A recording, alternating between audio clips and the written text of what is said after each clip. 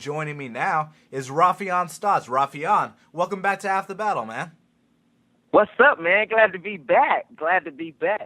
Well, it's good to have you back, man. And now you got an official win over a UFC vet. You took him to school for 3 straight rounds. I mean, dude, that's got to work wonders for your confidence. How are you feeling about that, man? Exactly. You hit the nail on the head, man. It worked. It's my confidence is through the roof now. I know, for a fact, it's been proven that I can hang with the top level guys.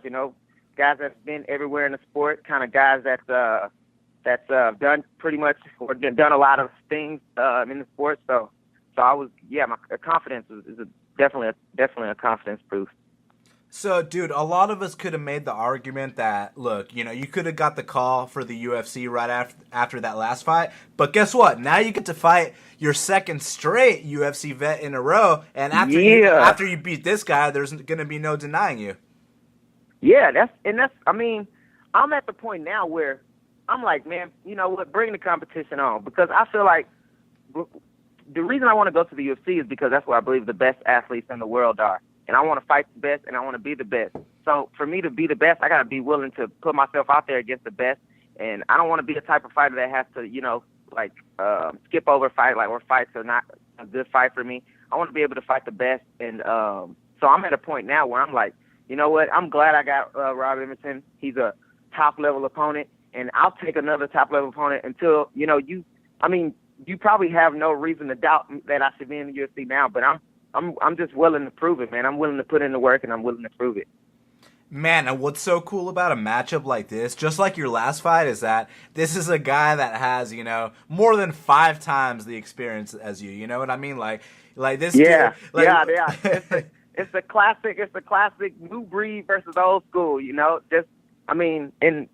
I feel like I'm able to, compete with a lot of those guys that are way more experienced just from the tutelage. I've been really blessed, and then who I've been able to train with. When I first started training, I trained with I started in Kearney, Nebraska with Jens Pover, the first lightweight heavyweight champion, and then I went to Pat Miletich, and then Pat Miletich led me in the direction of Duke Rufus. So I've been blessed in the fact that I haven't really had a chance to learn too many bad habits, and my coaches have been awesome, man. I've been really blessed. Dude, I feel like when you train at a gym like Rufus Sport, you have to be on point at all times, because you're surrounded by killers, man. You know what I mean? Exactly. You're exactly right, and that makes for rounds where like before, like at some of the gyms I go to, that or sometimes you have the easy round, or this round you're like, okay, this will be my rest round. Whereas here, everybody is, and we're such a tight knit group, everybody is really skilled, and everybody is, coming up through the same kind of schooling, the same kind of techniques, and it's really difficult. That's why when we go out and we fight other people, it's fun, because we can be like, oh, wait, this isn't the same. It's just not as high as caliber every round. But you got good opponents and stuff out there, but it definitely helps to be ready to fight top level opponents, being at a gym like Rufus Sport. Stylistically speaking, how do you think you stack up with Emerson? Because, dude, we've seen this guy knock out Manny Gambarian in 10 seconds. We've seen the double knockout with him and Gray Maynard. And also recently, he turned his career around, man. So we've seen all kinds of things from Rob Emerson. Yeah, he's got submissions. He's got knockouts. He's got TKOs. I feel like I matched up well just because I'm as far as where he was in his career, as far as he was I'm gonna knock your head off, which he's still that guy, but he's added a little bit of takedowns, and he's added a lot of jiu-jitsu and stuff like that. Whereas I've been bred into this kind of lifestyle of a well-rounded fighter. So as far as being a well-rounded fighter, I've been a well-rounded fighter since I started. So I guess people classify me as a wrestler, and I have a higher pedigree in wrestling than I do in a lot of the other skills I have. But yeah, I feel like I stack up well because of the the tutelage in the gym I'm at.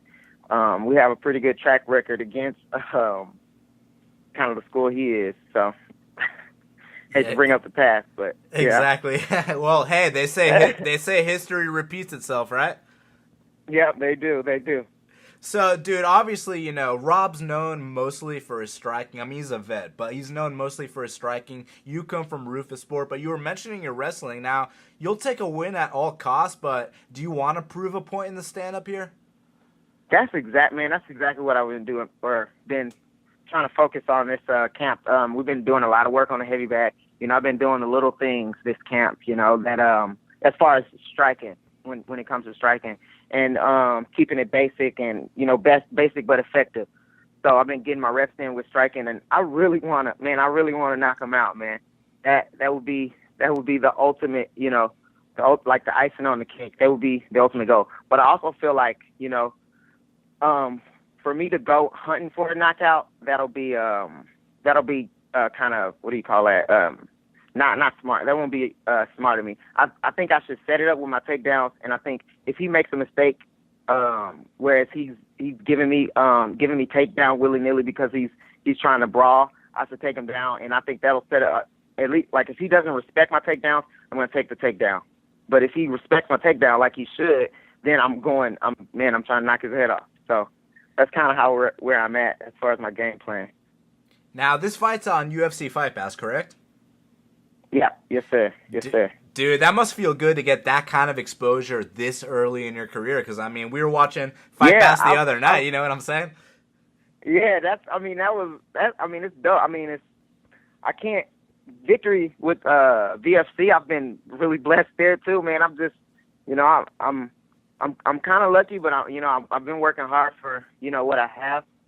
VFC, yeah, they set up this platform has been awesome for me. You know, being on a what do you call that? The main event of a UFC Fight Pass card is like UFC champions have been on. You know what I'm saying, UFC Fight Pass. So I'm definitely not where they are, but I'm glad I can. That platform is an amazing platform for me to showcase my skills. Amazing, like it's probably the best one I can be on at this stage in my career. So. Yeah, I mean, like you said, guys like Anderson Silva and Michael Bisping have headlined on UFC Fight Pass before. You know what I mean? Yeah, exactly. Yes, sir. So it's awesome. I'm kind of still. It hasn't really sunk in that, man, I'm the main event of this card, fighting for, you know, a major organization and a belt on UFC Fight Pass. It's still kind of sinking in. So, dude, I need your opinion on something, man, because your teammate Sergio Pettis, he's a plus 225 underdog to Henry Cejudo. Tell me how he's looking, man. Man, Sergio is a monster, man. They call him a phenom for a reason, you know. And the crazy thing about Sergio is he is just, I think he's 22 or he's just coming into his adulthood, and we can see him growing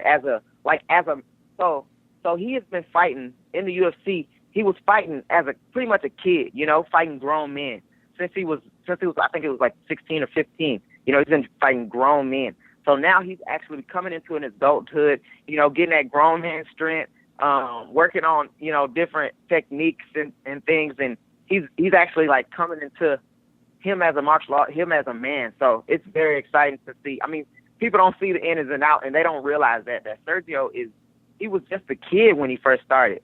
Now you got to fight a grown man. You know, this is a grown man, or he's still not even a grown. I mean, he's a young adult, which is scary because he was just a kid. You know, he was a kid. So he's an amazing athlete, amazing martial artist, and most people like who is it said that Mayweather's. Most people don't know shit about boxing. Most people don't know nothing about fighting, and Sergio is. He should be the favorite. He's my favorite, of course. You know, I'm biased, but he's I see him just tooling with Cejudo.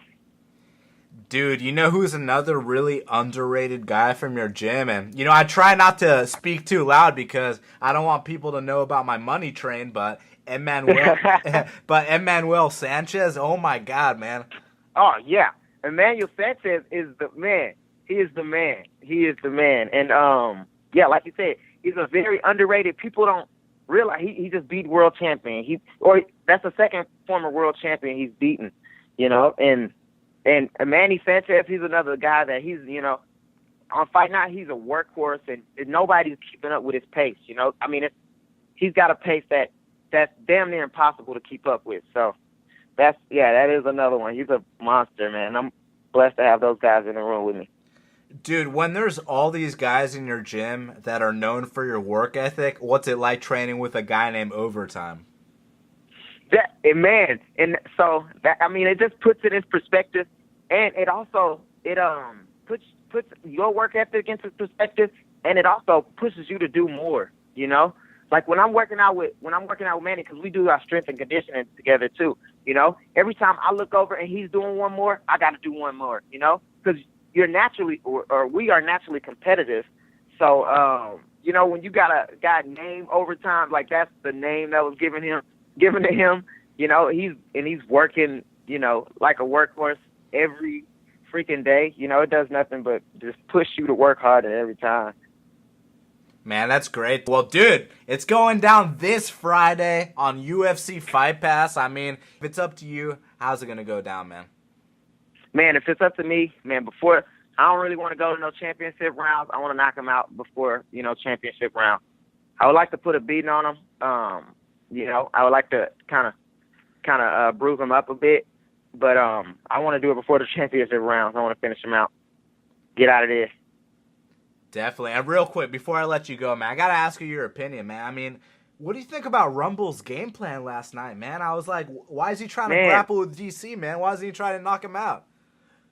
You know, I feel like, well, before, I mean, I didn't know he was going to retire like that, so maybe, you know, that switched up kind of his mindset, and he wasn't, because I don't feel like he really, I mean, you know, he doesn't, as of late, he hasn't been going out there, you know, wrestling guys. I mean, not as a game plan. And you're going to do it to the Olympian of all other people, which you got the takedown, but we know you struggle with, what do you call it, stamina. So, I mean, I don't feel like, I don't know. You know, it's easy to just to sit on the outside and say, oh, what he could have done in hindsight. But, you know, I'm not in there, you know, taking punches and kicks from light heavyweight dudes to 200-pound dudes. So, you know, it's disappointing. I mean, because I like them both. But, yeah, I don't feel like that was the best game plan. But, I mean, I don't know. I don't know. No, I feel you 100%, man. It was just, I was expecting him to go out there, you know, and try to swing some bungalows, which he is known for. Yeah, exactly. Stay on outside and swing, man. That's where DC is less comfortable. So that's where you push him, you know. But it is what it is, man. It is what it is. Well, Raufeon, man, you want to let the audience know where they can follow you on social media, man? Yeah. You can find me on Instagram and Twitter at Raufeon Stots, one word. That's RAUFEON STOTS. And then Facebook, Raufeon Stots, two words. I also have a fan page on Facebook. I think it's Raufeon Stots. And, yeah. Oh, I also like to thank my sponsors, Combat Corner, DC Mouth Guards, BB Roofing, J. Kurtz Painting, Brothers Moving and Storage, Green Belly in Omaha, and downtown Omaha Massage.